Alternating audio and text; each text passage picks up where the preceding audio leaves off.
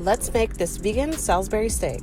To start, place your vegan ground beef in a bowl, then add your chopped onions, garlic powder, onion powder, and Mrs. Dash, and combine with your hands.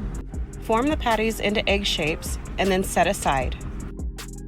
In a skillet over medium heat, add your oil and begin to saute all of your meatballs. Flip after 2 to 3 minutes and saute on the other sides until they are all cooked. In the same pan, add some butter and let it melt, and then add in your onions and saute until golden brown. Then add your mushrooms and let them cook down. Add in your garlic and let cook for 1 minute.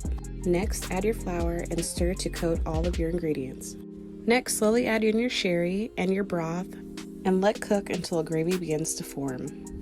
Add your vinegar, mustard powder, and paprika and stir to combine. Lastly, add your sour cream and stir. Thanks for watching, and leave a comment if you plan on trying this recipe out.